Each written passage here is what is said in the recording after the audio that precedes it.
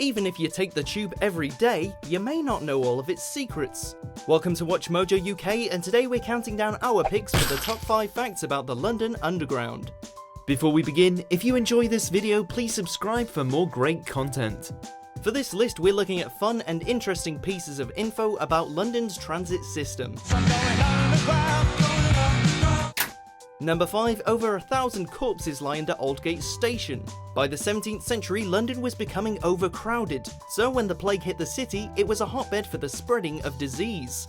The Black Death was a rapid killer that took a significant portion of London's population.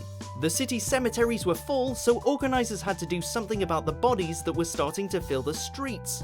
As a solution, they created the plague pits, where they could fit many bodies at once.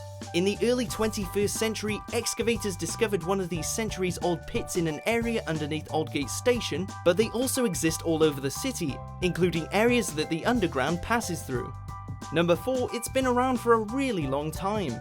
They are but a few weeks old, but these places already have the chill of eternity.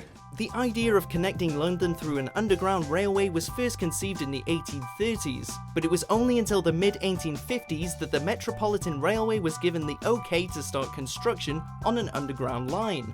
While the underwater tunnel known as the Thames Tunnel was done by 1843, money issues resulted in the actual building of the railway to only begin in 1860. And so it was on January 10, 1863, that the world's first passenger-carrying underground railway opened its doors. The Metropolitan Railway ran from Paddington, then called Bishop's Road, and Farringdon Street, with engineers using wooden carriages that were propelled by steam locomotives. The system was expanded extensively over the following years, and by 1900, the Central London Railway was opened, which is part of what is now the Central Line. Passengers on the inaugural trip of this new line included the likes of King Edward VII, who was then the Prince of Wales, and author Mark Twain. Name is Clemens, boy. Sam Clemens. That's with an E. Number 3. It's developed its own species. Good Lord.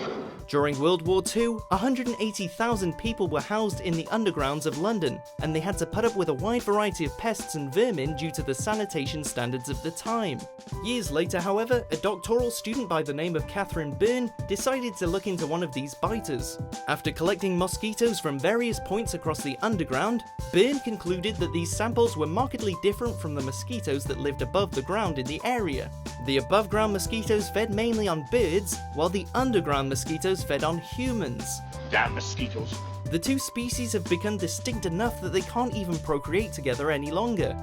Number 2. The story behind the map's unique design. He's keen to get home. The distinct appearance of the tube map is recognisable worldwide. Prior to 1931, however, the map of London Underground looked very different. Harry Beck, an engineering draftsman of the London Underground, decided he wanted to do something different. His map is a schematic diagram, meaning that it doesn't accurately display the exact locations of stations and lines, but rather their relative positions.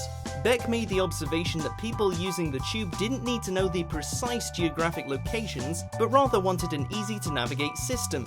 He created the map in his spare time, and is said to have only been paid a mere 10 guineas for his work. Number 1. Stations were used as shelters in World War II. The London Underground has a long and illustrious history, but there is likely no period more interesting than the Second World War. In 1940, during the months-long period of bombing known as the Blitz, many Londoners sought refuge underground in the easily accessible tube stations. During that time, 8 deep-level air raid shelters were built under existing underground stations to be able to hold even more citizens safely. These new tunnels weren't finished until after the Blitz, so during the most volatile time period, the original tube stations were the ones to give shelter to frightened Londoners.